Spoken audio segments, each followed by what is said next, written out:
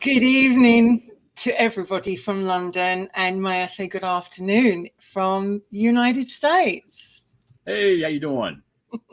It's so nice to see you, and the lovely Mr. Wicked is here, the lovely Keith, because we have a few of our Wickeds with a few problems tonight. The lovely Val has got some family issues. Michelle's not too great, and we have to send our love out to Carly because her beautiful little girl, Kinsey, has just not been at all well. And we are sending all our thoughts and prayers out to you, Carly and Kinsey, and I really hope she's well soon. It's been a really stressful week, and especially the last 24 hours has been really difficult. So let's hope that all the prayers and healing work. So that just left me. That just left me, and it was like, normally it's me the one with all the problems, but hey, today I don't, and it's so nice to be back in my own little studio, and Mr. Henry is actually there, just down there beside me. So it kind of feels like a bit of normality here. And Keith, I mean, we always love, the girls absolutely adore your input, and we'd ask you to come and be with us tonight. So here you are. Here I am. No pressure. No pressure at all. No pressure at all. How's your week been? It's been good. I need to bring you closer to your microphone. There you go.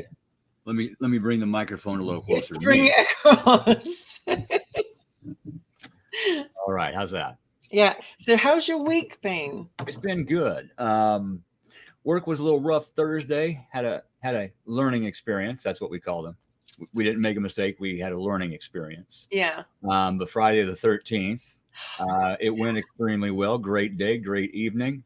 Why? Probably because I told myself this is going to be a great day. Yeah. And I don't look at Friday the 13th as a bad thing. I look at it as a good thing. It used to be a day of celebration and celebrating the gods, and it got changed. Yeah. So to get away from that fact.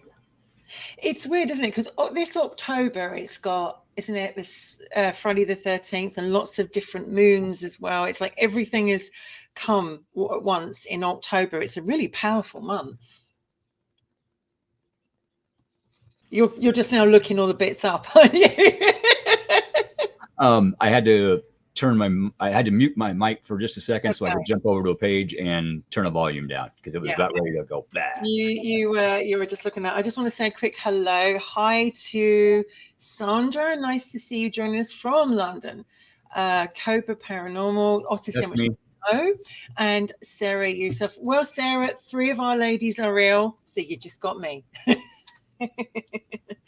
And the thing we're talking about tonight is something that has blighted, I think, my life and a lot of people's lives, which is expectations.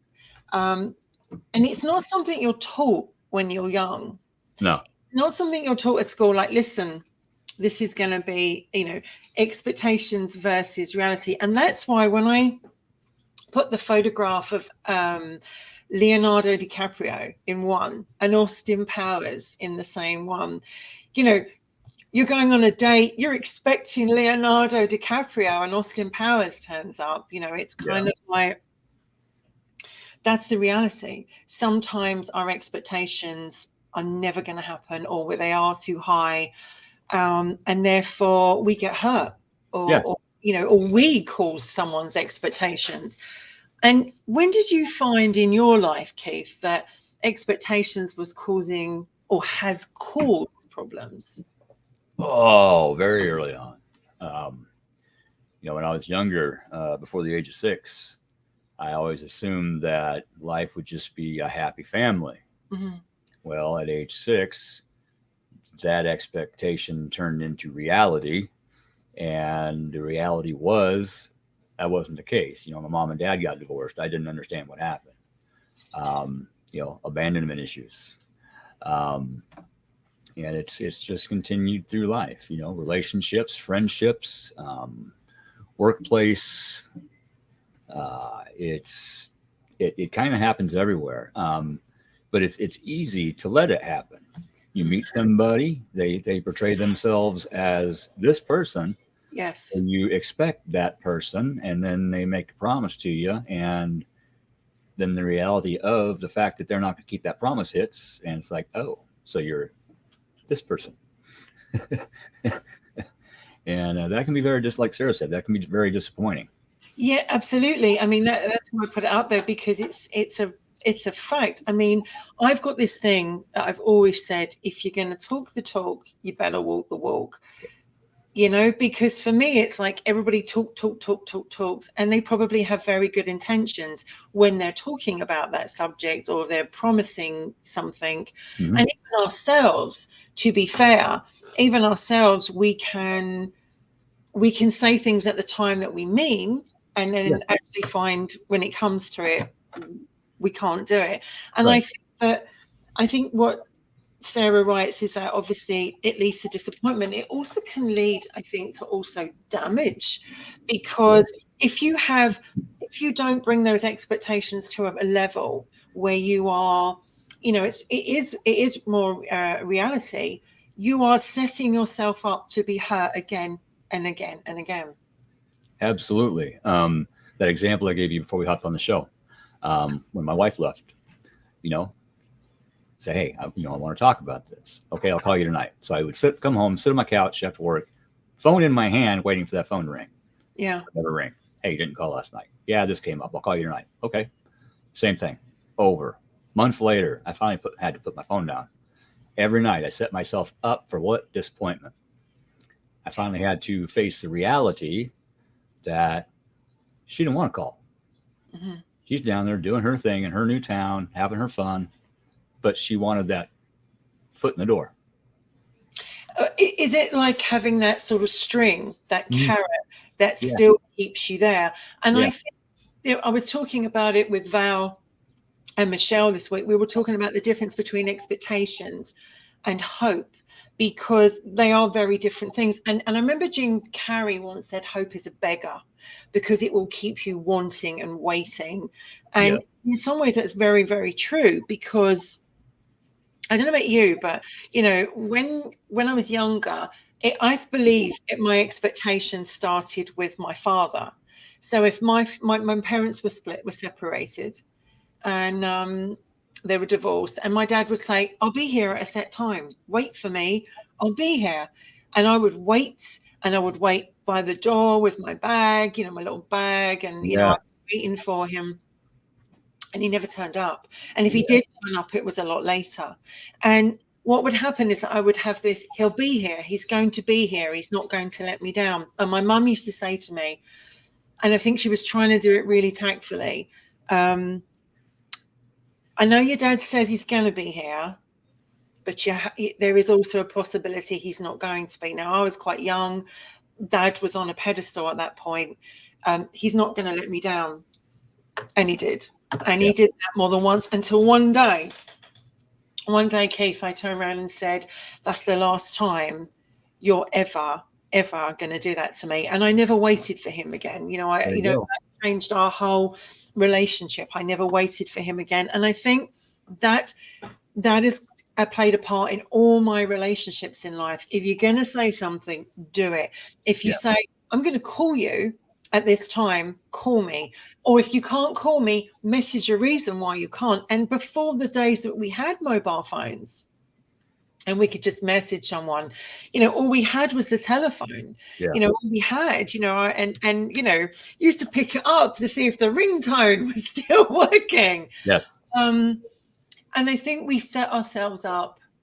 I remember someone saying to me once, you set me up to be disappointed. And I think what they were actually saying to me was, I aimed the bar perhaps too high. And maybe I did and have done in my lifetime. Absolutely. As we all have. But I also think it comes to our personality type. I don't know about you. I'm a sort of person, if I say I'm going to do it, I do it. I do my best. With every intention. Are you the same? Yeah, that's. And if something comes up where I can't do something, I will do my best to get a hold of the person. Hey, this came up. I apologize. But I totally understand the father thing. Because when they got divorced, you know, I was supposed to be able to go over to his place every weekend. Yeah. And when it happened, what I got was 2 hours after we got to his place, I got a walk-in bottle of vodka that would pass out on the couch. And I would have to call Mom, hey, it happened again, come get me. And, you know, years of that went, and I finally just said, I don't want to go, Mom. I don't want to go. Yeah. You know, I've had enough, you know.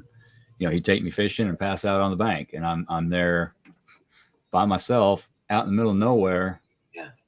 No way to get a hold of him. So I just had to wait, you know, which added to, you know, the abandonment issues that were already in place. And it just skyrocketed until I had to stand up for myself and say, no, you're not going to do this to me anymore. Do you think that our expectations start from our parents? Yes. Yeah. Yeah. As children, our parents are gods until we see they're not. We learn from our parents. We learn from watching their relationship, how they talk to each other, how they speak to each other, how they act towards each other. That is how we learn.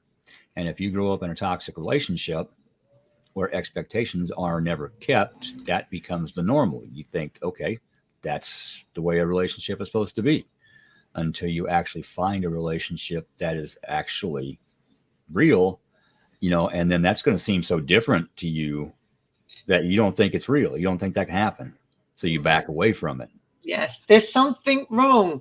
You know, what's wrong with you? You're doing what you said you're going to do. You know, you're going to be there. This isn't my normal. This scares me. Yeah. I don't know. I'm not used to this. You know, and that's where Sarah's point comes when she says, but isn't it great when someone surprises you and it's your expectations? And that is you know, I don't know about you, but that's a rarity, because to find someone like ourselves, you know, but I also think for me, it was like my mum used to say, don't have your hopes too high. And I wonder if that was her way of beginning the whole expectation things, because where do we as children get this expectation like really high? Like, where does that begin? Because, you know, all I saw when I was growing up was a father who completely, sadly, would let me down and let me down and let me down. And a mum who would compensate, you know, try and compensate for that. So I guess it gave me my relationships to come were already probably damaged from that, because, you know, the first, as Freud said, you know, the first person we love as a woman is our father, you know, and the same for a little boy, it's a mum. And based on those relationships is how we will go on to have other relationships until we become educated and wise enough to know the difference. Absolutely. Yeah, we kind of set ourselves up as children, even though we don't realize we are doing that. Yeah. When your parent doesn't keep their word, that can be devastating to a child. Yeah. And, you know, they make a promise to you that is word. They're going to do this, and then they don't. And it's totally heartbreaking to a child. I mean, Sandra's written here that her dad used to work a lot on the railway, so she had a different experience. And sometimes it will work that you'll have parents who are absolutely fab, and they you know, they're not in that situation. And, you know, you still go on to have that. But I wonder, for me as a youngster, where my expectations came from, because obviously I was getting used to being let down and told something, and that it still bugs me today, Keith. If someone says, I'm going to do this, and they don't, I'll only give you so many chances before I'm done. Mm-hmm. Done. And I think you have to be like that, because otherwise you just keep getting walked over and walked over and walked over, if that's the right word to use, or you allow yourself. Absolutely. Absolutely. Children trust. You don't grow up knowing how to lie. You are taught how to lie. Like I said, a child will trust a grown-up. Yeah. Um, and then they're confused when that grown-up doesn't keep their word. Well, you lied. No, I didn't. But if the child does that, you lied to me. That's confusing as well. Mm-hmm. So you really start to look at your parents differently, or you don't, and you keep letting yourself go through it. It's a learning process. I'm still learning today how to interact and what to expect from somebody. Anymore, I watch for masks. Are you really the person you say you are? That's it, isn't it? Because I'm 53 now, and I'm probably in some ways, like us all, jaded in some ways, been let down, trusted, given so many opportunities. You've had so many chances, but now that's your lot. Yeah. We all fuck up as adults. We all do. We all make mistakes. We're all going to say things and change our mind, or we're all going to say things.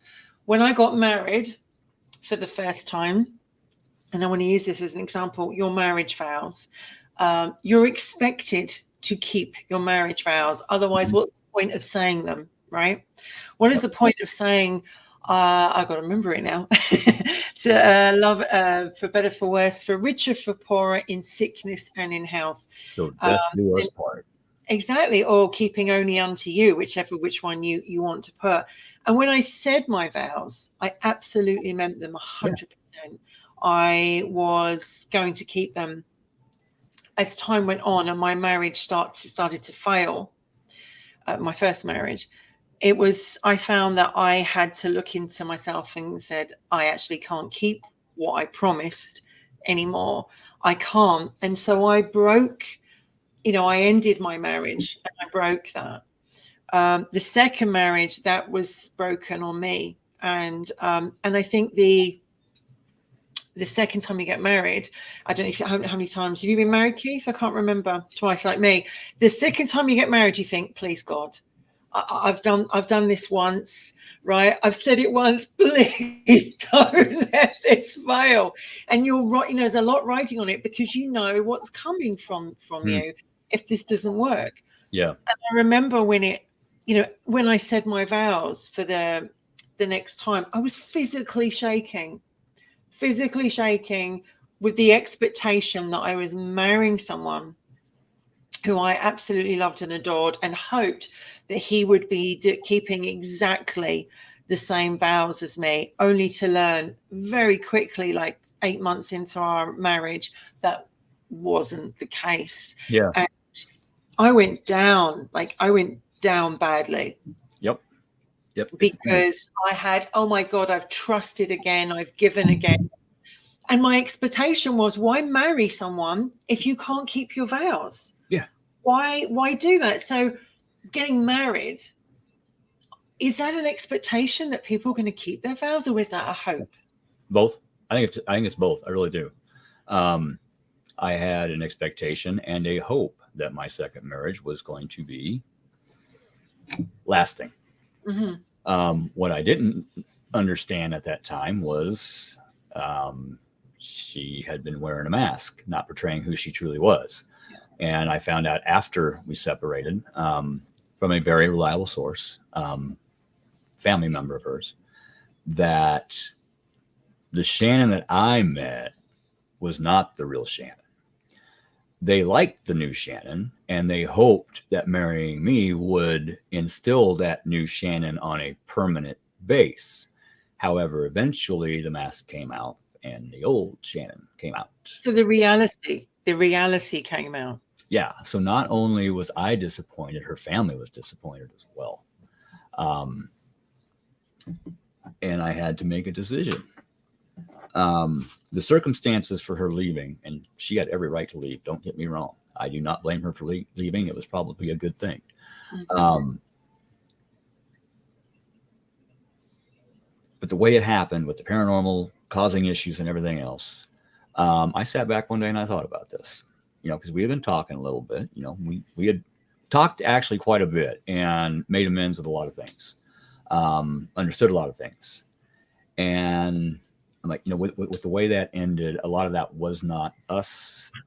It was caused by the paranormal. Maybe this needs to be looked at again, just to finally have closure, either one way or the other. Either we can make this work or it's not going to happen.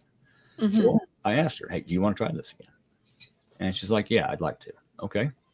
So let's look at this. Your lease is up in 6 months. Let's work on it till then and see what happens. Nothing. Hey, I'd like to talk about this. Okay, I'll call you. Nah, nothing. Hey, I'm coming up this weekend. Okay. Yeah, no, you're not. Hey, I can't make it. Okay. Yeah. So you kept giving her the opportunity. Yep. For 6 months, I gave her the opportunity. And I think I'm there. I'm there with you. I mean, Sarah's absolutely right. And thank you for the comment, Sarah, because she says you have to have a boundary.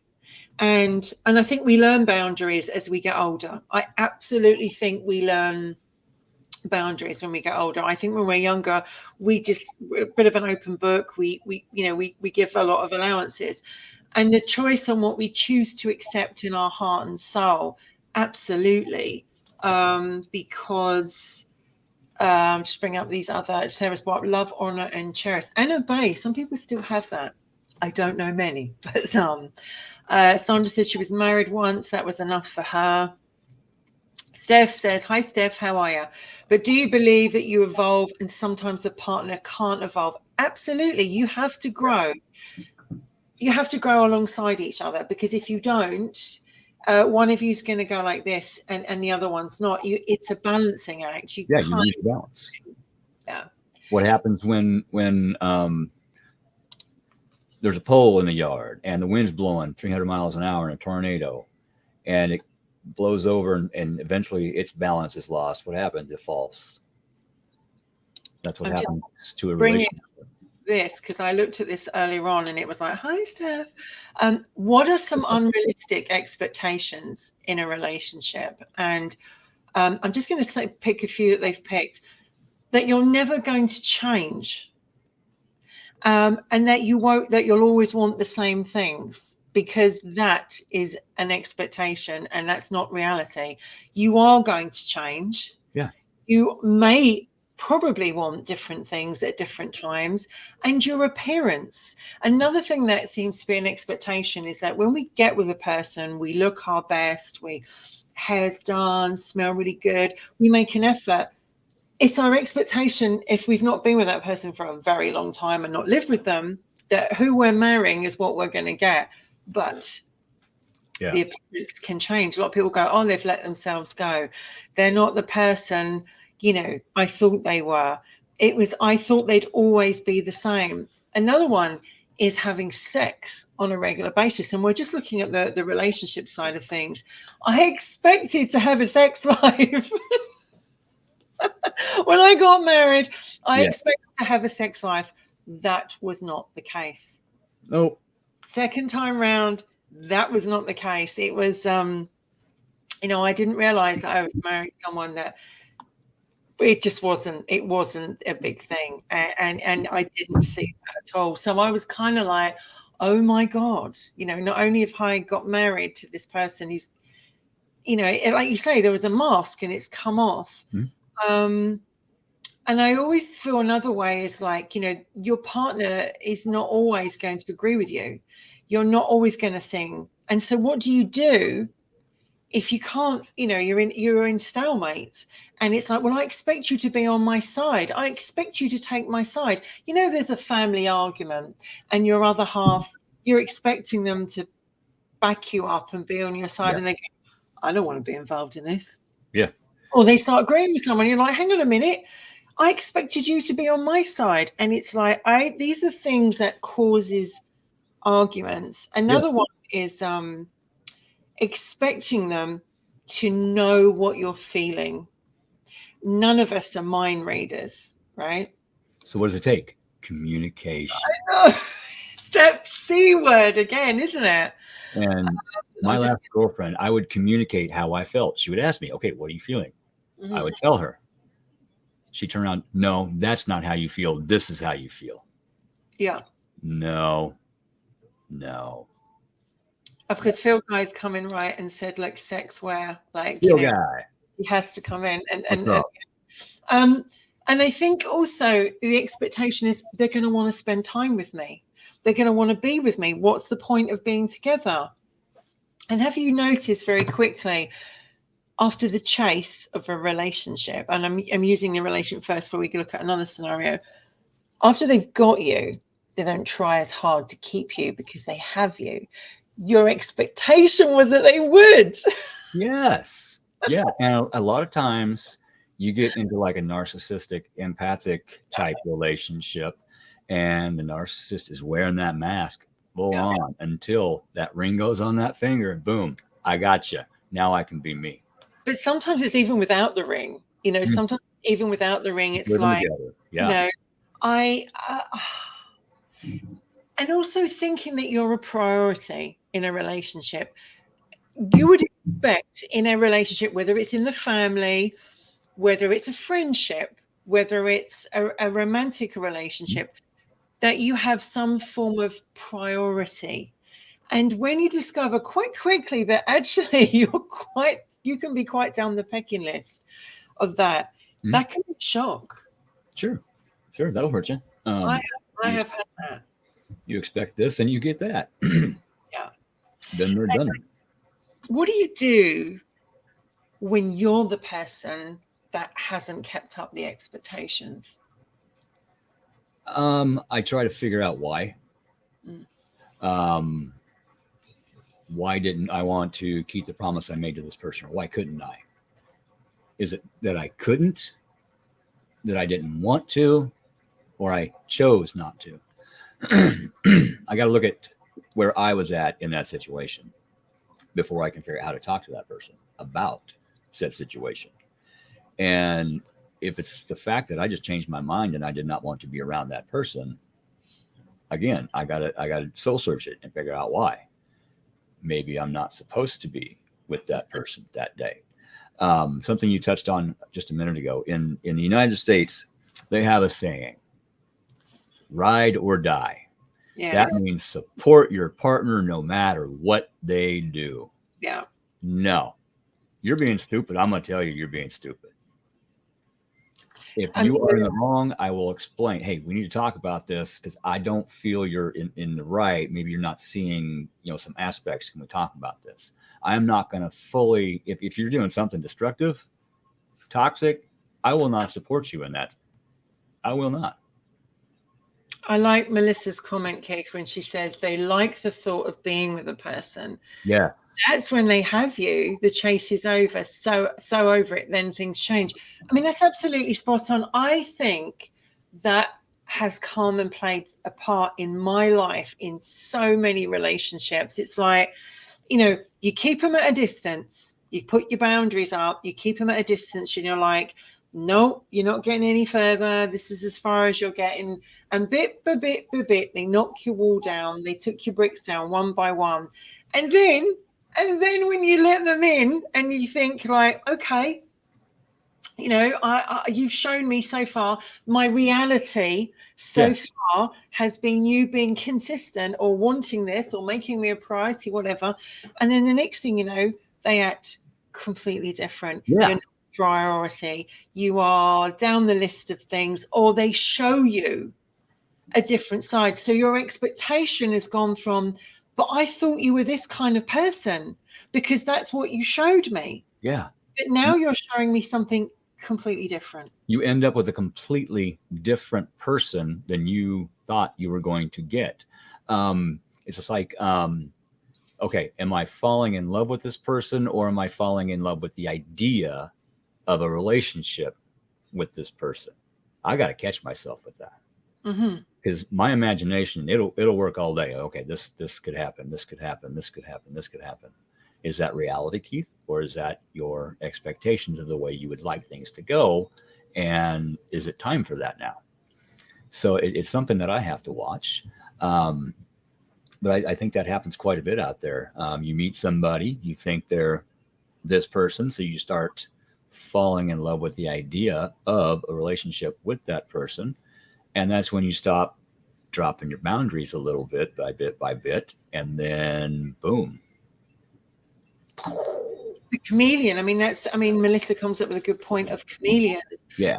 And I think that is spot on, because I know so many people that could be called chameleons, and not just romantical. You know, you think you really know someone, you don't. Life can change them on a turn of a dime. Yeah. But I also think as well, friendship, let's look at that. You know, we expect our friends to be there for us. We expect our friends to, you know, I use this as an example, and it's my best friend. She's in Canada. We don't get to see each other a lot, and for 17 years we've never fallen out, never had a disagreement, no.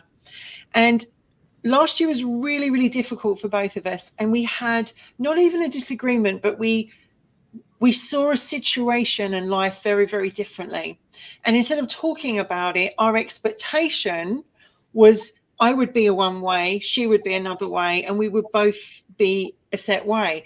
In reality, it was nothing like that at all. And it was a shock to the system, because I was expecting her to be like this. She was expecting me to be like that.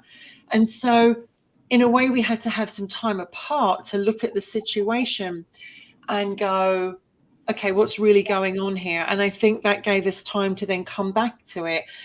Perhaps, you know, was my expectation, or was it, or, you know, what was the reality? And I think sometimes we have to check ourselves and go, is this me? Is this me that is too high? And I know, I don't know about you, but I was chatting to Michelle about this, and I haven't got my notes here because, you know, but she was supposed to be my wingman. Yeah. But often we groom, or we get groomed by someone into what we hope they're going to be, or we expect them to be. And I mean that nicely. I'm not talking in an unnice way. You know, you see their potential.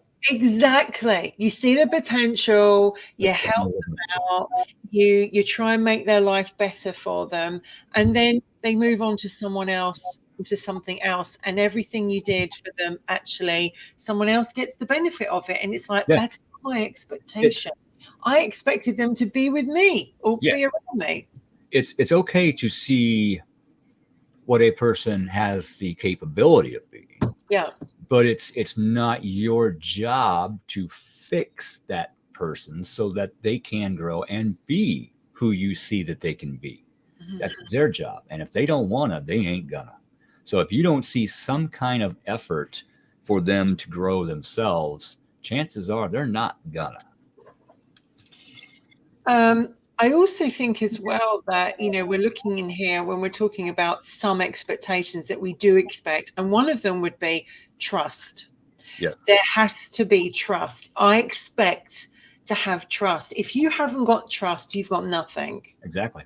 So I expect in a relationship, whether it's a friendship or whether it's a relationship one, I expect there to be trust. I expect there to be equal commitment. So you get in what you get out what you put in, right? Reciprocal. Exactly. You know, it's like a bank. I always said this I think I said it on Robertson once when we did a show, and I was like, a relationship is like a bank. You get out what you put in. Whatever you invest, you'll get back. That's not always true, because one person can invest more and the other person takes. Yeah, giver and taker. The giver has to be cautious how much they give, because the taker will not be careful how much they take. They will just keep taking and taking and taking until the giver has nothing left and is standing here going, what the hell happened? Especially if they're used to being a taker as well. If they're used to being a taker. The other one is that you're going, you know, I expect to have affection and appreciation. So in a way, I expect my other half to want me, to touch me. Yeah. But what happens when it was like that, and all of a sudden, like we talked about on Sexjected, when it doesn't, you know, it disappears. They don't want that anymore. They don't do this anymore. Sandra, I mean, Carlene talks about this. She's moved 580 miles to try and save her relationship. That is really, that's a big decision. That is. Sandra, my ex always told me I have to do as I'm told, otherwise there'll be consequences. Oh, my God. What kind of consequences will end the relationship, and I'll find somebody that actually appreciates me? Those consequences, okay, I'm good with those consequences. Yeah. So that'll be interesting. Sarah says down here as well, based on my life experiences, I find it hard to trust. Me too. Yeah. So I find it really hard to trust. But when I do trust you, I will trust you wholeheartedly until you give me a reason not to. Absolutely. And don't you find that when you do trust them, Keith, and then they break your trust, it really, really hurts because you've lowered that bloody wall, that bridge, and wallop. Yeah, that is one of the hardest things to deal with, is the loss of trust. Yeah. You've got nothing. If you haven't got trust, you got nothing. Yeah, and I've been on both sides of that. I am not perfect. I'm never claimed to be perfect. In fact, I used to be far from perfect. So I've been there on both sides. I will admit that. And it kind of hurt me both ways, because I actually disappointed myself. Not at the time, but once I started my healing journey and I look back at the things I've done to people and said to people, I really disappointed myself with who I had become. Like to say, I'm slowly becoming the person I'm meant to be instead of the person I became. Yeah. I also feel like, mutual understanding and compromise. You expect there to be compromise. And I have this chart: communication, chemistry, compromise, connection, and consistency. If they don't follow my 5 C's, I'm out of there, right? I'm gone. Not wrong. That's actually kind of a good idea. Yeah. Because a lot of times we don't pay attention to that. We meet somebody, you get all excited, you feel like a teenager again, you're young, you're giddy, feeling good, talking, going out and doing stuff, and you're not paying attention. You're not seeing red flags, even if they're right here in front of you. And I have a hard time seeing red flags, because red flags were my normal. To me, that was normal.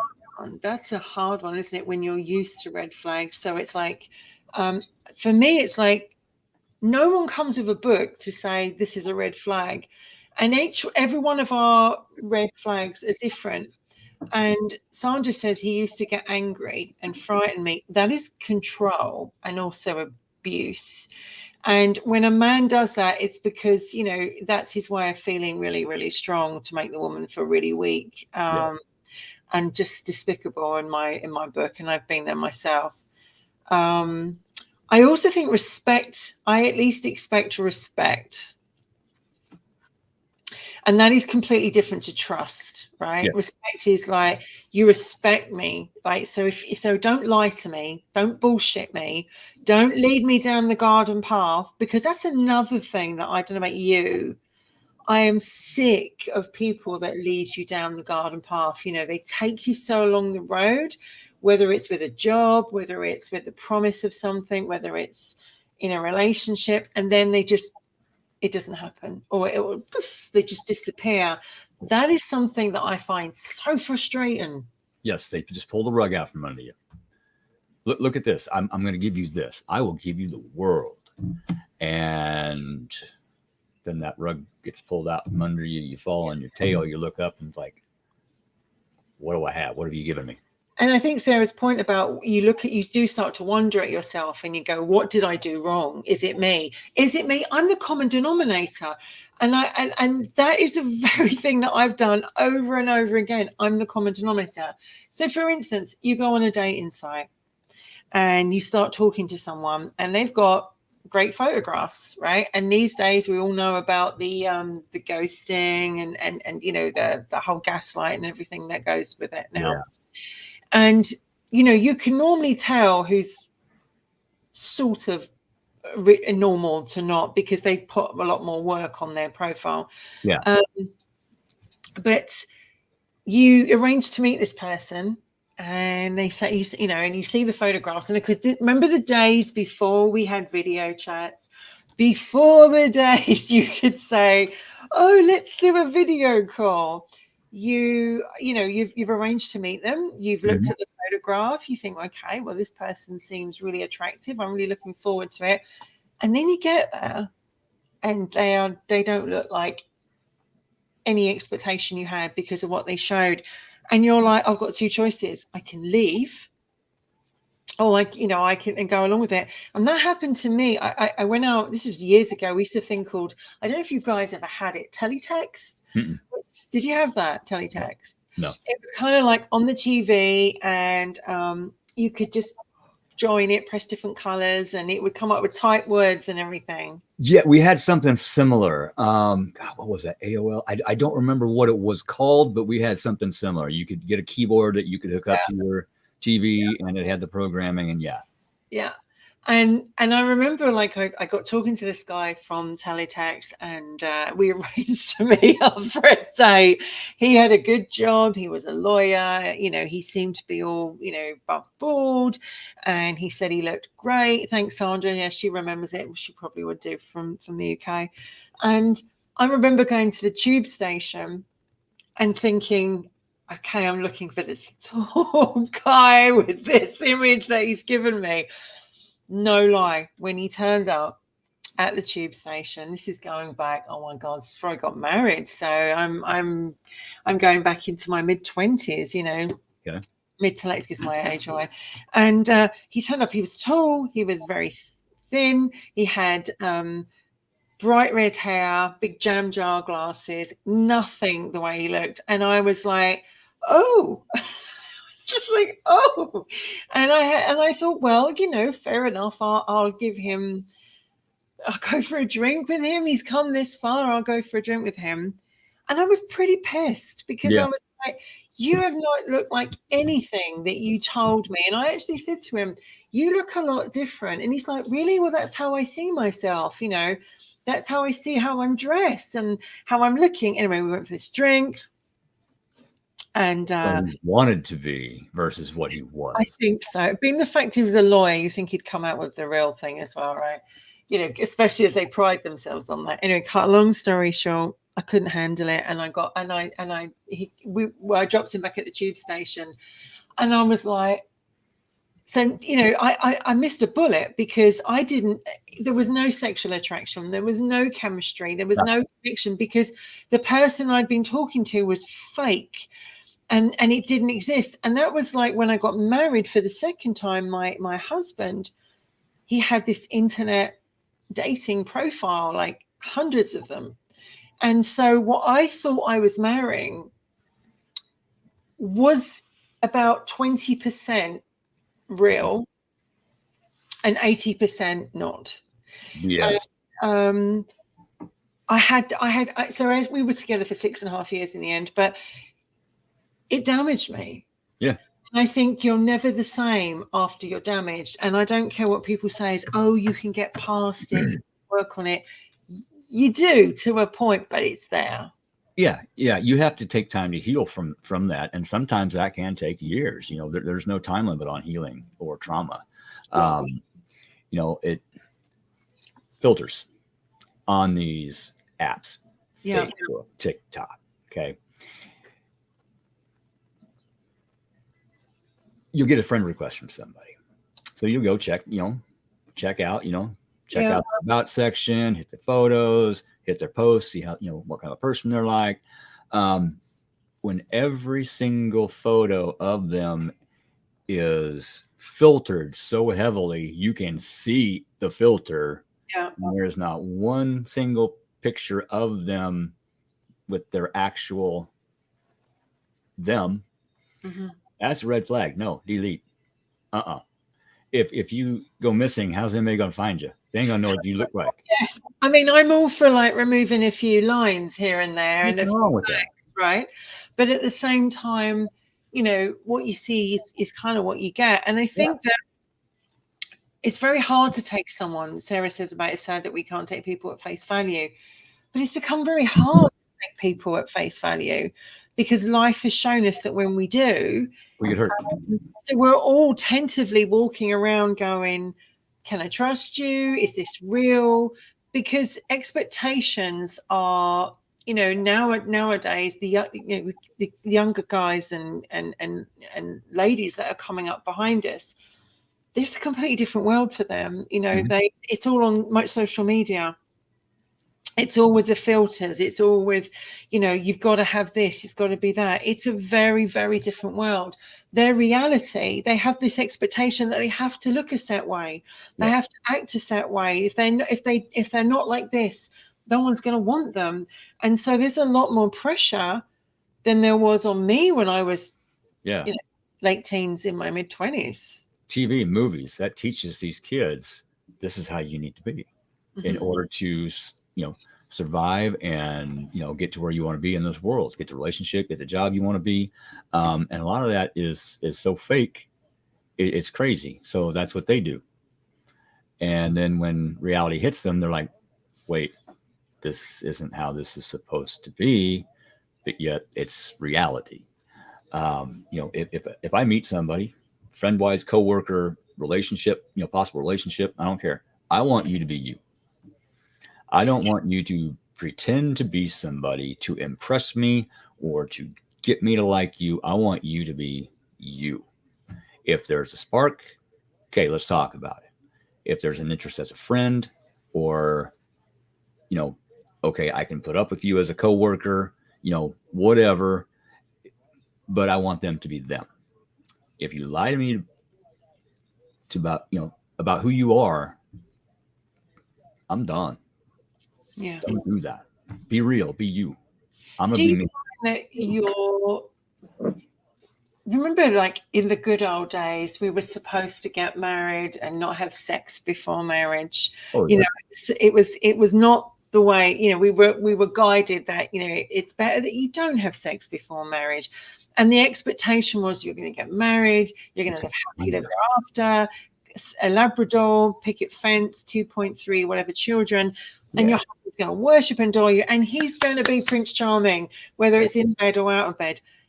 There are a lot of ladies that sadly, and men, they got married with that expectation only to be very disappointed. And now we live in a society where hardly anybody, I would say there's probably a very small majority, and good on them for being that majority, minority, having sex before they get married, still wanting to have that special connection. But I know that I couldn't marry someone or be with someone long term if I didn't know what I was getting. I can't have that expectation. I'm sorry. I'm not going through that again. I totally understand what you say, and I feel the same way. I do. You've got to know what you're getting, right? I'm not going to just jump right in the saddle with them. I want to get to know them. I want to get to be friends. I want that relationship to grow in that aspect. And then when it's time, okay, let's talk about this. Yeah. And if you're compatible, great. If you're not, okay, we need to talk about this, because either it's not going to work for her or it's not going to work for him. And you have to make a decision. Are you willing to put up with that aspect of that relationship, or do you need to move on and find somebody else? How many women, I wonder, over the years, as we say over here, have laid back and thought of England and or America and just gone, it's okay. This is okay. Yeah. My expectation now is that I want to know what I'm expecting. Mm-hmm. And I think that we live in a society now where we can do this more. And as women, we're encouraged to be more, to stick your foot in the water to see what what the temperature's like. Yeah. I think the expectations for what women had, those, going back to the 70s, for example, 70s, what the expectation of what woman was going to get in her lifetime, it was like you were expected to be a secretary or get a reasonably good job, but you were going to go on to have children anyway. Mm-hmm. And marry. And so that was the expectation. It was that you were going to do that. And then a lot of people did do that. They did go down that road, and it was like, it's expected of you. Yeah. When you didn't follow that route, there was something wrong with you. Like, why have you not gone down that road? Why are you not doing it? And I didn't get married till I was 31. The first time I was 31 when I got married. I didn't want to get married. And so I kind of went down the aisle. Okay, I'll give this my best shot. Second time I really, really did Did you find that with you, there was a kind of expectation that you would have to do the same thing? It was expected of you back then in those decades as a guy?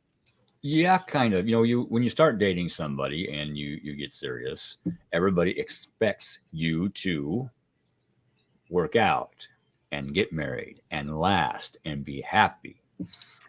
The reality is sometimes that does not always happen, because of everything that we've already talked about.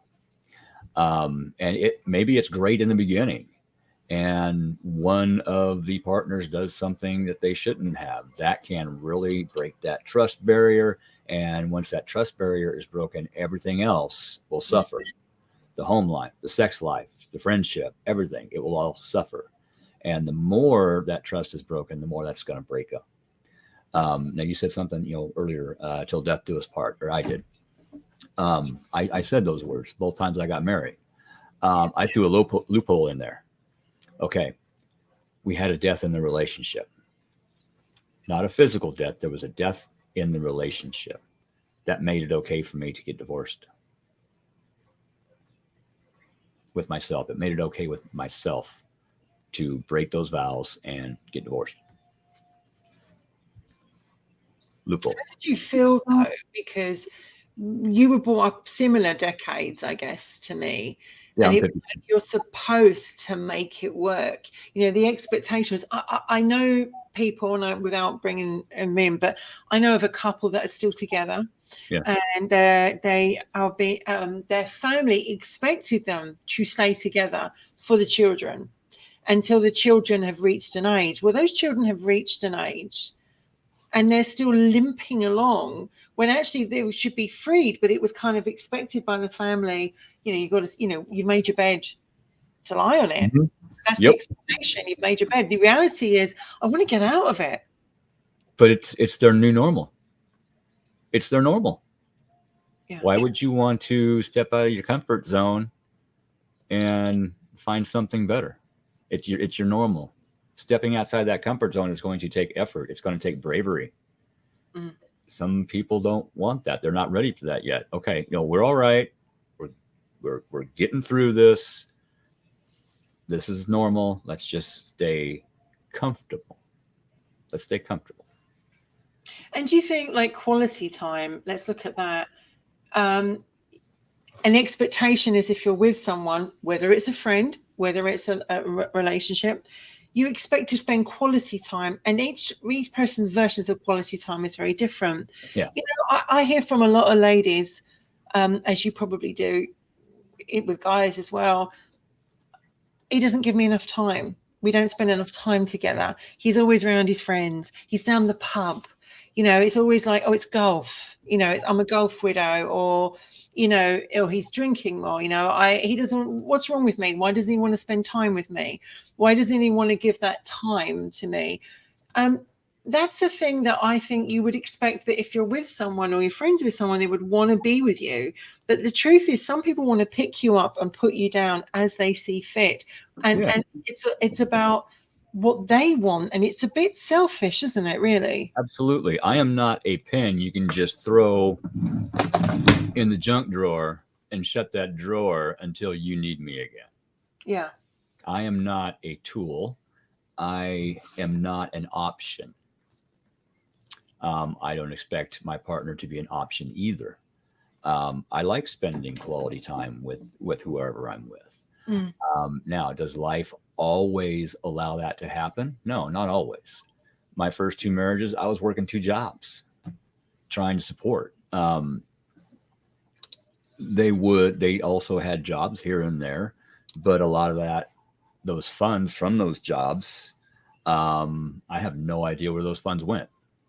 I was, like I said, I go to my full-time job, come home, go out in the garage and mechanic after the kids go to bed till 1, 2, 3 o'clock in the morning, get up and do it again. And I'm not going to do that again.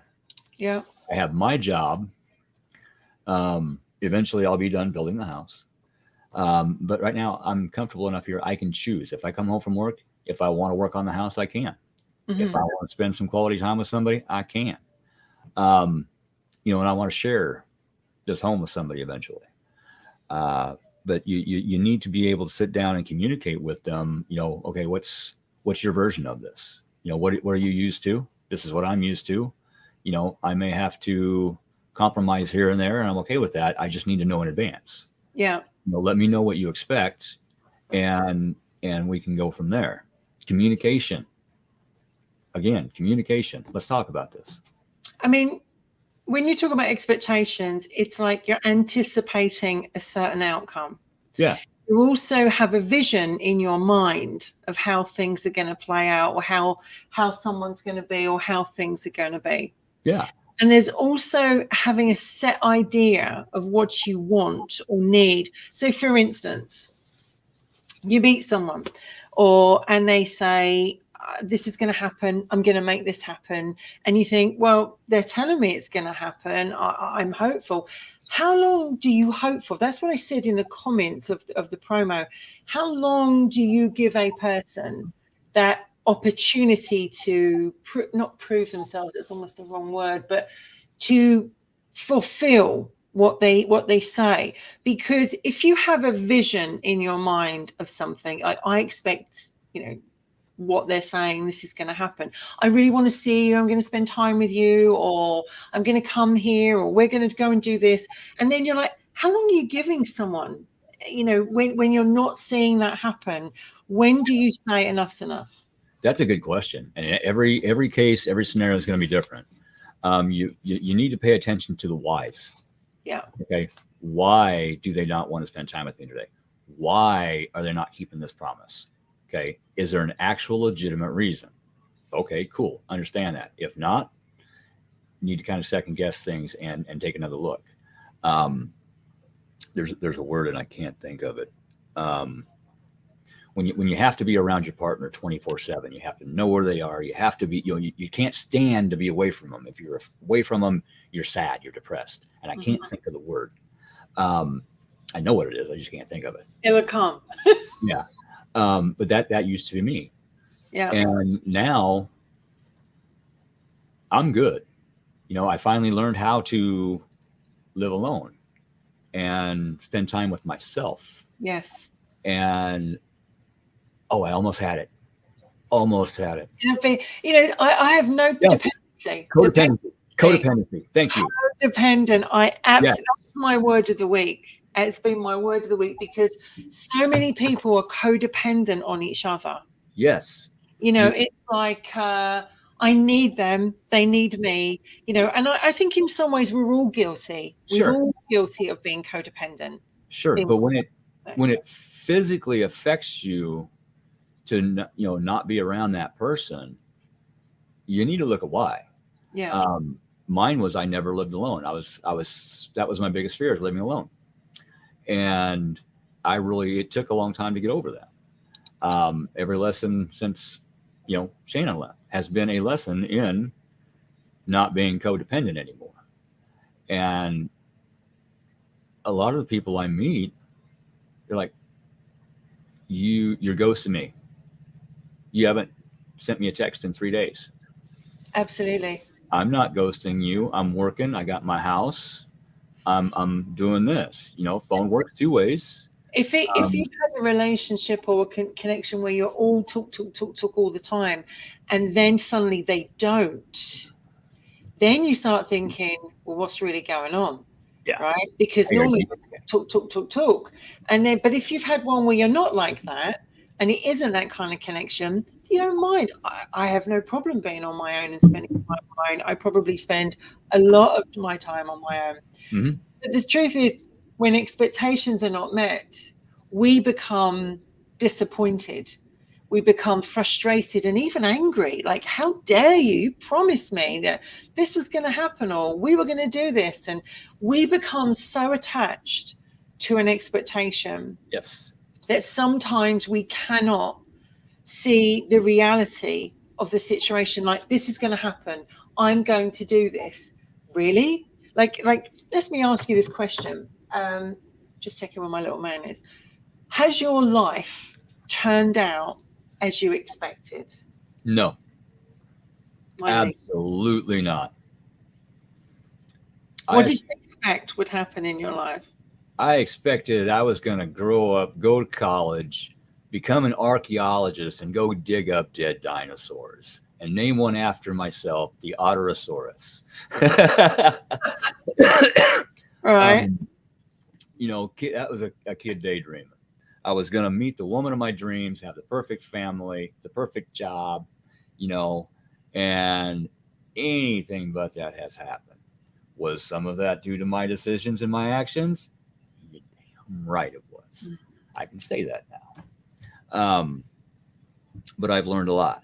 So maybe here in the future I can get at least some of what I expected. Do you expect a lot of yourself, Keith? Do you expect a lot? Like, as a person, I do have, in some ways, not high expectations, but I have high things I want to achieve. And it's like, if I don't achieve them, I'm not quite sure how I'm going to feel about that.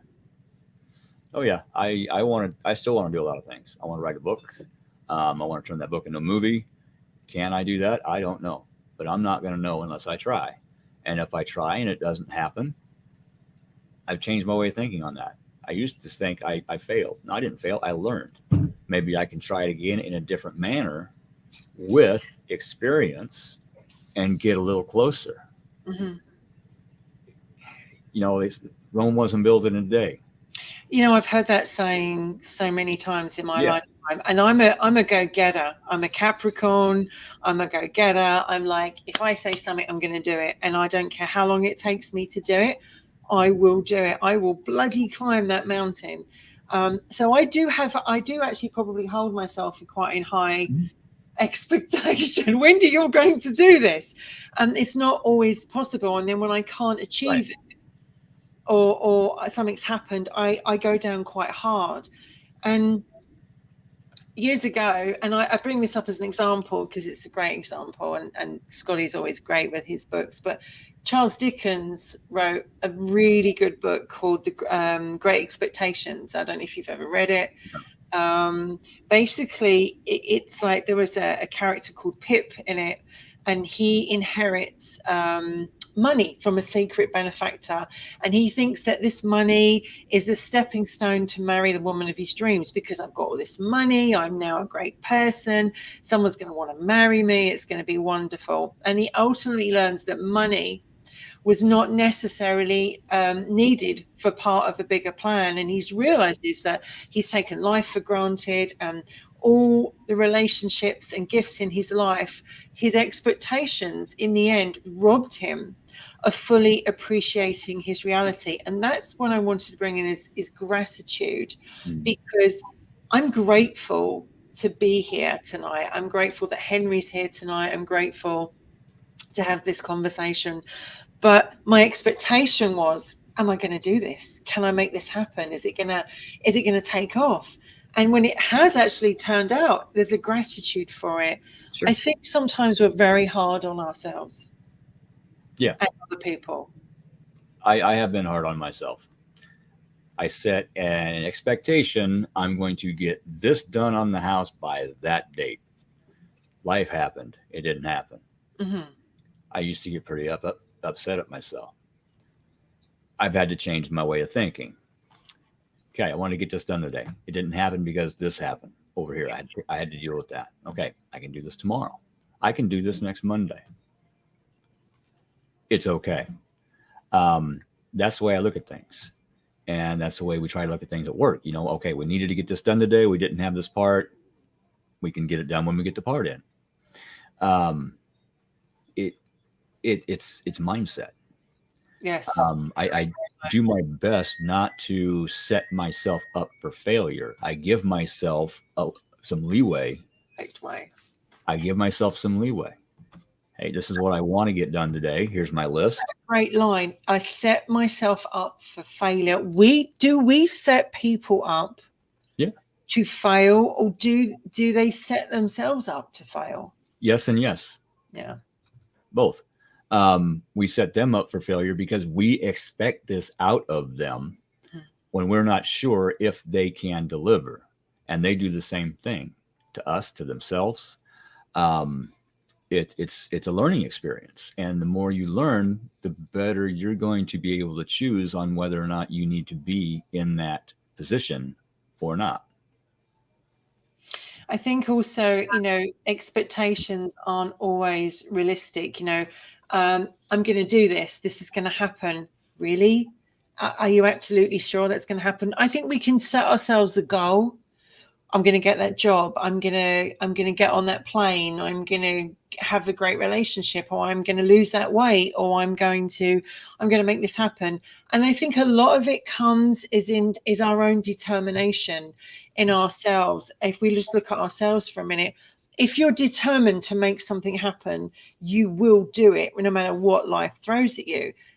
But if you're with somebody that just kind of, or you're around people that talk the talk, but then the walk doesn't happen, you're like, no effort. I don't respect that anymore. I don't respect you anymore, because you keep taking me to a point where I'm like hanging on or hoping on. Yeah. I'm hoping for something, and here I am. Hope is a beggar. I'm holding on. What am I holding on to? Why do we? And here's a question: why do we hold on to situations and people with hope rather than looking at the reality? Why did you look at that relationship with that aspect, with that expectation? Yeah. What put that there in the first place? Was it them portraying themselves as somebody they weren't? Yeah. Is it that you see the capability of someone to be this when they're going to have to do a lot of work to become that? Yeah. It's there's a whole lot of different ways we could go and look at that. It's an emotive question, because if you look at social media, everyone's having a great time, everyone's having a great life, everyone's in a great relationship, they look wonderful, they're skinny, they look wonderful. The reality isn't true. The social media, most of it isn't real. Right. And what is real is a very, very small thing. So you compare yourself sometimes and think, I should be like that. I expected my life to be like that. Why am I not married with a big house? Why has this not happened? You need to ask yourself that. Yeah. That's what you need to ask. You need to ask yourself that, and then look in the mirror and figure out why. Yeah. What am I not doing correctly in order to get what I expect for myself? What am I going to have to change in myself in order to get to where I want to be and where I think I should be, be it job, relationship, friendship, whatever. Sometimes we got to do some work too, and we have to self-introspect in order to figure out why things are not happening in the way we expect. Mm-hmm. What do you think has been the worst expectation you've had in your life? Worst expectation.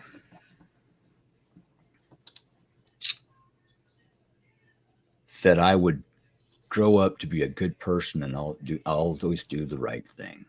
Really? Wow. I didn't. Growing up, going through that divorce, my parents getting divorced, seeing my dad the way he was, mom was never around. I wasn't going to be that. I was going to be perfect. I was going to be the perfect husband. I was going to be the perfect father. I was going to do that was my goal. Furthest thing from the truth. And how has that been dealing with that? How has that been looking at yourself and dealing with that? It's been rough. I had to admit to myself that I was not the perfect person I portrayed myself to be, to my family, to my friends, to my coworkers. I had to admit that I gaslit people in order to make my partner look like it was their fault when I'm the one that did something. I have done that. I don't do that anymore, and I have apologized to those people for doing that. I learned from that. But I think the biggest person, the person that I disappointed the most through my life growing up was myself. However, I am no longer a disappointment to myself. I am now proud of myself. I saw the error in my ways. I looked at myself in the mirror. I don't like you anymore. I don't want to be you anymore. Now let's figure out why. I had to pick everything apart. I had to learn from everything. I'm still learning. I'm still looking at things and learning. Melissa says you are a very good person, Keith, and obviously we're Thank all of us are learning. And she says nobody's perfect. I think the worst thing for me was that I expected my life to be different. As a kid, I wanted to travel and have a great job and travel the world and have my own home. I didn't really want to get married. I didn't want to settle down and have children or anything like that. Not at that point. And then I got really sick. I got really sick when I was 17 with chronic fatigue, and my life turned a different way. Mm-hmm. And I couldn't, I was in a wheelchair. I was in and out of hospital. I couldn't have the life that I had planned for Mm-hmm. years to have. I was 17 when I got sick, and people's expectations of me was, well, you don't look sick. You don't look sick, so how can you be sick? Because their expectation was I was supposed to look terrible. Yeah. But the truth was you can't always see an illness. You can't always see that. So it's sometimes inside, especially with mental illness and some illnesses as well. Yeah, even just physical pain. I felt like I was a massive disappointment to myself because I did not achieve and have not achieved what I set out to do. I lost 2 children. I couldn't become a mother. I remember a boyfriend saying to me at the time, obviously God didn't want you to be a mother, Wendy, because he took 2 away from you. And actually, like, that haunted me because, there was a chink in my armor and that got through it. And also that, I wasn't able to perhaps work full time. I wasn't able to bring this much money in. I wasn't equal in a relationship. And I have felt for years that I'm not equal in a relationship. And now I think it's reached me to get to this point in my life where I've gone, actually, I don't give a fuck. Right. I am a good person. I've done many things for people and other things. And it's like, I have achieved things that I have gone down a different road that I never expected to train as a counselor. I didn't expect to counsel people for rape and domestic violence and AIDS and alcohol and abuse. I didn't expect to go down that road. I have met wonderful people. I have been very privileged to help people, but I also learn other people's expectations of me. Like, you're on a bus, you're on a train, and you sit on a disabled person's seat. They have you call them handicap, but disabled person seats are handicap. And people look at you and they go, and I've had this said to me, you don't look ill, get out of that seat and give it to someone who's better. And you're like, so your expectation is you can't see it. So I obviously am not disabled, or I'm not ill, or I haven't got a disability. And I think that's what I mean by expectation. Why would they not? Why would they think anything different? Because we are taught that you have to see what's right in front of you to believe it. Yeah. It's very hard to believe it if you're not. So I grew up thinking I've not achieved anything. My marriages have failed, or at least I saw it that way. I've made some really shitty mistakes when it comes to relationships. I have lost my children. I don't have a home of my own. And the biggest one for me was to emigrate, which is still something I plan to do. It's still something I plan to do. And it's like, I will achieve it. My expectation is in the next 10 years, I will do it by hook or by crook. And it's like, I have to have that thing to hold on to. So I think that sometimes we do hold on to things for our own, whatever they are, to help us through it, or to give us the motivation or the drive. What do you think? Not wrong. I agree with you. Everybody needs a goal. We need something to work towards. If we don't have a goal in our life, we're just going to sit down and not go anywhere. Yes. We need something to look forward to. Now, over time, can that goal change? Because life changed. Absolutely. You might have wanted to go into this field, and then you go into a different field, like you said. But just think of how many people you got to help. And if you wouldn't have gone into that field, the counselor they saw might not have been able to help them like you did. You were supposed to help them. And that's something I've had to come to terms with, as in the fact that I was meant to do that, and everything that's happened to me in my life. And that was something I had to come to terms with. I was meant to go down that road because it's changed me as a person. I'm a more empathic, compassionate person, but I've also reached a point where I can say no now. Yeah. And Helen Mirren says that she wishes she could have said, as a younger person, the thing I would have learned is to say fuck off. And I think that that's something I'm getting to do as I get older. But I still think inside me, even at 53, is this expectation of the younger Wendy, which was like, come on, Wend, you were meant to do that. And I think what I like to do now is break people's expectations of what a disabled or a sick person or a person with health problems looks like, is actually challenge that, because I think you need to challenge the expectations of what a person is supposed to look like given their scenario. Chronic pain, my neck, every day. Yeah. You look at me, you can't see that pain. I get up, you look I at go me, to work, think that I work, I do my job, I come home.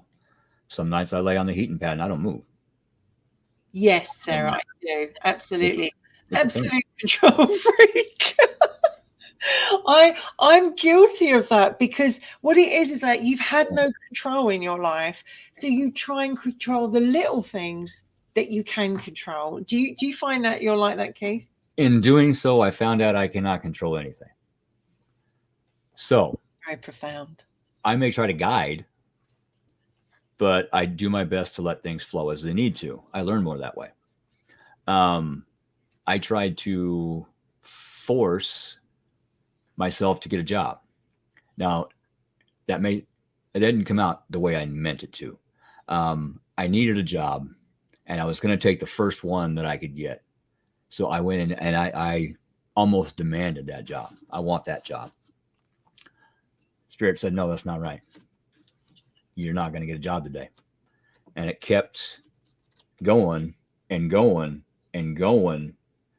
And I was getting pretty desperate. I was out of money. I needed something. And I just said, fine. Show me.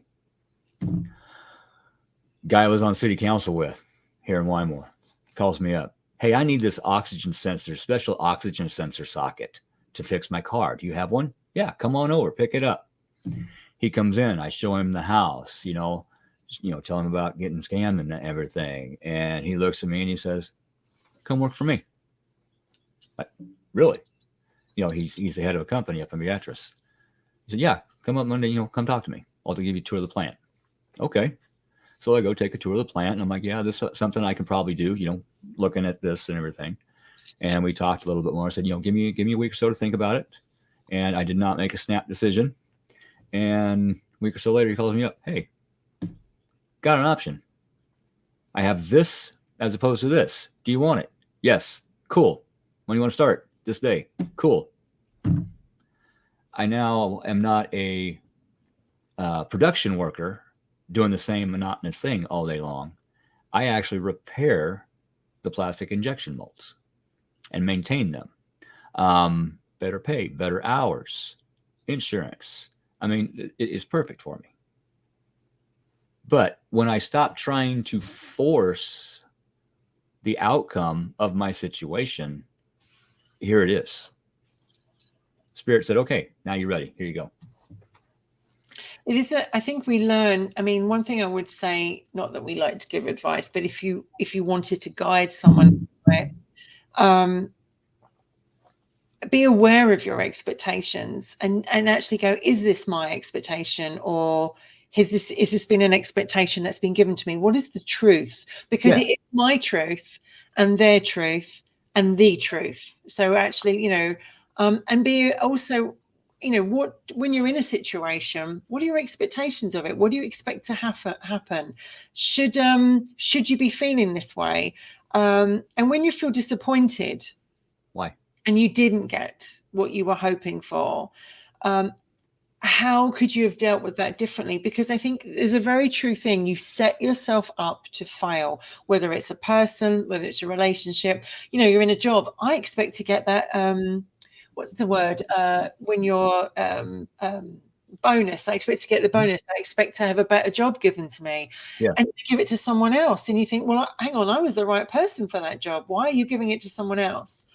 Try and Yeah. look at the positives if you Bingo. can, if you can get over the disappointment. But the other thing is, don't make comparisons. It should be like this. But I think you all should know your own self, right? Yeah. And be true to yourself. Stand up in your own truth and say, look, this is my expectation. This is what I want to happen. This isn't happening. So therefore, I need to look at this and go, is it going to happen? Are we just playing that let's wait and see game? Because I don't know about you, Keith, but I'm getting too old for let's wait and see games. Same. Okay, Done. here's the expectation you gave me. We're not there. Why aren't we there? Yeah. Or did I see things wrong and make the expectation up myself?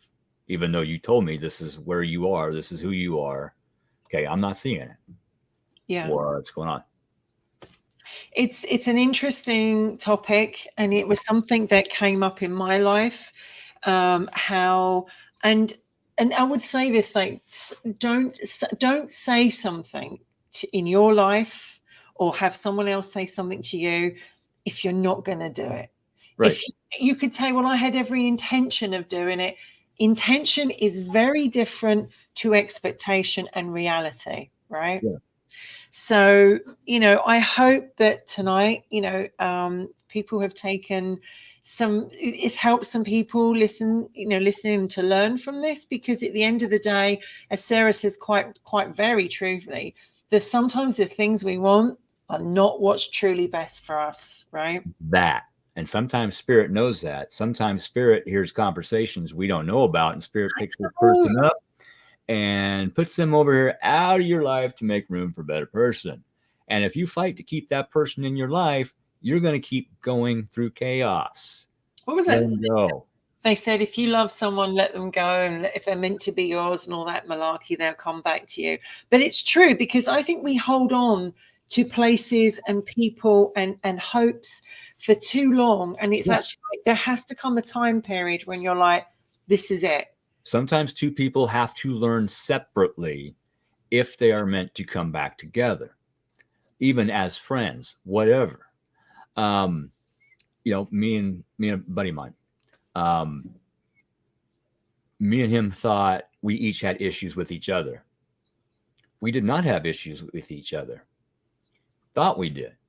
What we had was people putting bugs in our ear that were not true about the other person. Mm-hmm. So we had some time apart. We got to think, and then we reached out to each other. He separated from his partner. I separated from my partner. We got back together and compared notes, and holy crap, did we figure out a lot of things we were told that was not true. We were manipulated, hook, line, and sinker, but we needed to learn separately so we could find the truth out and come back together as a stronger friendship. I think it's good. I look back now at myself in my younger years, and I go, I really stayed in situations and with relationships and with people, whether it be friendship, whether it be lovers or whatever, too long. Yeah. I gave too many allowances, and I held on to hope. I've done this much, we've worked this much, it's been this long, it will change, they will do it. When I should have gone, fuck off, I'm leaving, I deserve better, or I could, this is not working out. And I think that now, because mortality, as you start to get older, mortality starts calling, you realize that you've got less years in front of you than you have behind you, and you've got to make it happen as the best you can for your life now. You have to take care of yourself first, put yourself first, and love yourself first. And you know what? If people don't treat you with respect, and they lead you down a garden path, or they bullshit you, or their truth, their reality is actually not, you have to take your power back and take control and say, I can't do this anymore. And it's taken me, I'm still learning it, but I'm getting better at it. It's just like, as Sarah says, you repeat cycles if you don't learn the lesson. And I'm learning, it's like, I've got to a point where I'll give you and give you and give you enough rope. But if you take the piss out of me, if you lie to me, if you lead me down a garden path, if you bullshit me, or if you treat me with disrespect, I'm out of here. Mm-hmm. And I don't give second or third chances now. A second chance maybe on a pinch, but third definitely not. And I think sometimes that my expectations have been how can I put this? They've been the downfall in some ways. So when this came and bit me in the bum in the last couple of weeks with this situation, I spoke to the girls about it, and they were like, we should do this, because I think we've all had this issue. And Keith, I want to say to you, as usual, Mr. Wicked, before we go to the afterglow and that lot, but thank you so much for coming on tonight. Absolutely. Thank you. Hope that everyone's enjoyed me and Keith, Mr. Wicked, because as I said, Carly obviously is with her little girl. Michelle's not doing great, and Val's taking care of her daughter. So it was like, well, Wendy Wicked's here, so hey. Quick healing to them all. Just got to throw that out. Absolutely, healing to Kinsey, to Carly, Michelle, and Val. And I'm just so grateful to be here tonight. I'm so grateful to be back in my little studio with Henry and myself. He's still recovering bit by bit, but it's so great. And Keith, thank you so much for being here tonight. I'm going to go take us quickly into Afterglow. Stay with us, people.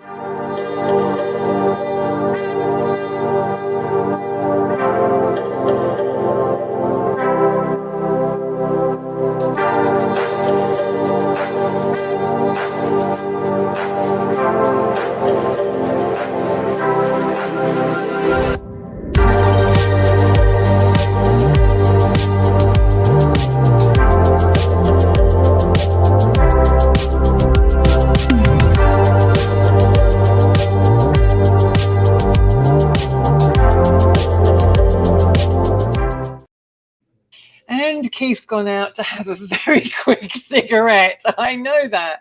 And I can't say I blame him, because he's been so good to not have one. Thank you so much, guys, for joining us. Yes, Henry he's right down there, actually. You might be able to see him. If I dare, he is. Look, he's lying there. I'm so grateful for everyone coming here tonight and joining us, because we've had so much bad luck in Wicked Women. One of us, Henry was really sick, I was sick, and then Val and Carly and with Michelle. It's almost like we've been cursed.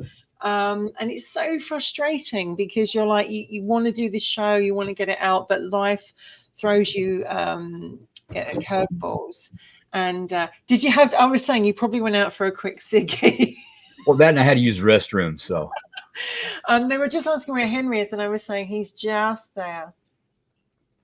But yeah, I was saying it feels like we've been cursed on Wicked Women, because we started, to get the show up and running, and then I got sick, and then I do all the promos and all the kind of work, right?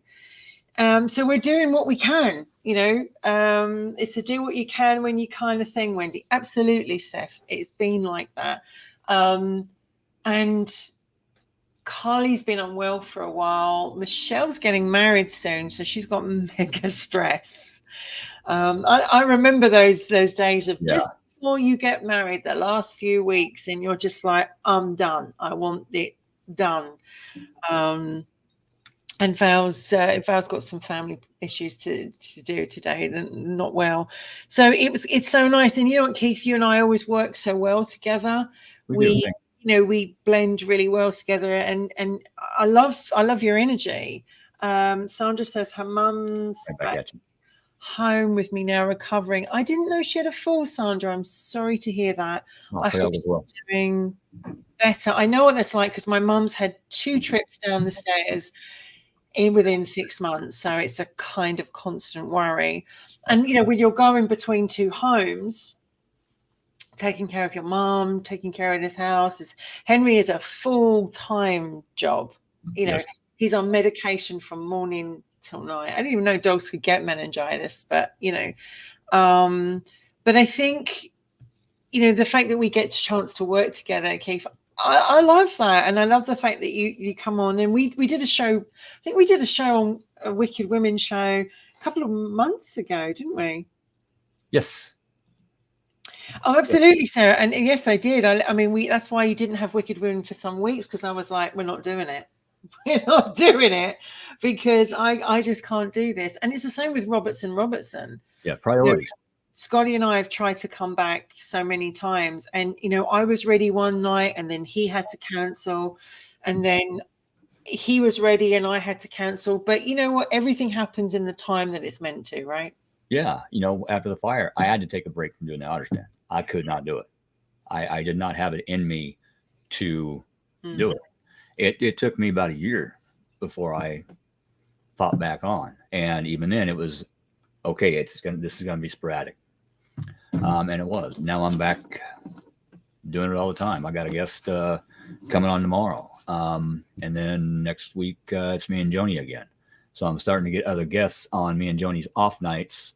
So hopefully things are going to pick up a little bit, and maybe Robertson can. I was supposed to do a ghost tour with Mark English on Friday, and I lifted Henry, and I knew the moment I lifted him, I felt my back go, and I was in so much pain. Yeah, I had to go and see the osteopath, and he said that you've got to rest it. You've got to use hot and cold compresses. You've got to rest this. And I felt to myself, I'm not meant to do this. I'm not meant to do it, because to be quite honest, I knew because I have to lift Henry up and down all the time. And so all weekend I've had hot water bottle, ice block, hot water bottle, ice block, trying to bring down where the disc is inflamed. Yep. And I think you're right. Sometimes you just have to let something go, and you go, I wasn't meant to do this. This wasn't meant to happen. I wasn't meant to be with this person. We're not meant to be together, or whatever. And I think you have to release control, and you have to let it go. And that's where I am in my life. I am letting go of people and situations that I was kind of hoping I wasn't going to have to. I get that. This fire, I keep talking all the time to different people and on my shows about how this fire was a blessing. It was, in many aspects.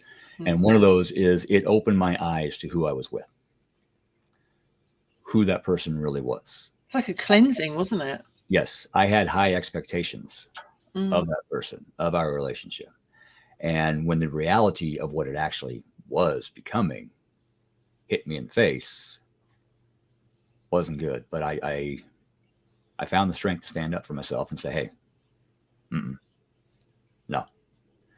I was so frustrated because it was something I really wanted to do and looked forward to. But it's like, I just knew when I picked him up, I was like, and I've got sciatica. I have terrible, terrible sciatica.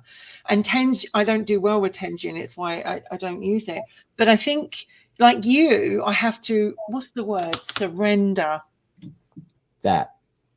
You have to surrender sometimes and go, I'm not meant to do this. There can be something I want to do so bad, and the time comes and the car won't start. Yes. Pipe breaks in your home. Something happens to keep you from doing what you wanted to do. There's a reason somewhere. We may never know what it was, but it may be spirit keeping you from getting out of a car accident 2 blocks down in your street. It may be keeping from getting mugged in the middle of an alley. We don't know. We just have to say, okay, fine. When it's time, it's time. I also think when things happen like that as well, it's given me some time to actually not doing the podcast so much and having to rest myself and actually getting Henry over it as well has given me time to actually look at my life and go, what do I really want? And I've not been happy probably in my life for quite a while now. And, you put on a very good, we all do, we put on the good face. But it led me to make some really big decisions in the last week and actually think, well, it's now or never. And I think had this not happened, I wouldn't have made those decisions. There you go. Funny how when life, spirit, what have you, makes us sit down, the things we see. Yes. Funny that. Absolutely. And you get to see people as well in their true colors. And that was the song that I was actually going to put with the promo was you see your true colors come shining through. That's another thing with expectations and reality. What a person actually shows you isn't actually what they really are actually underneath that, scenario. So I think that this situation that I've been with in the last couple of months, actually from May, because Mum fell down the stairs in March, and then I got sick in May, and then Henry got sick in late August. So has actually made me see people in different lights and actually shine the light on who they really were, and actually go, I'm really glad that I've had that time to see you in your true colors. And it's also shown me how strong I am. Yes, that we have time to pay attention to what is going on around us instead of life dictating, I got to be here, do this, do this, do this, do that. And we don't have time to pay attention. We miss details. We miss things. And those are things we need to see, hear, feel in order to make an educated decision on our next step in life. It's weird because the time difference means I never get to be on your show because I am in bed asleep. The same with Scotty's show. Like sometimes if I'm awake. So I always say to people that, all being well, fingers crossed, Robertson will be back this Tuesday at 10 o'clock UK time, 4, 3 o'clock, 5, whatever other time it comes up with. Scotty and I hope to be back on Tuesday. When are your shows, Keith? Tell us what times they are on days. Otter's Den is Monday at 7 p.m. Central Time. Okay. But I can adjust, just saying. Just saying. I mean, literally, you and I were going, what time is it? What time are we going on? What time are we seeing each other? And obviously, Scotty's on 3 times a week, Monday, Wednesday, Friday, and Sunday for his coffee show. And KB is obviously on with his coffee in the mornings, which is quite fun, actually. Have you ever seen KB's show? Yeah, I've popped on there and popped on screen with him and talked for a while. Sometimes it comes out with things and you're like, only you could come out with that. Right.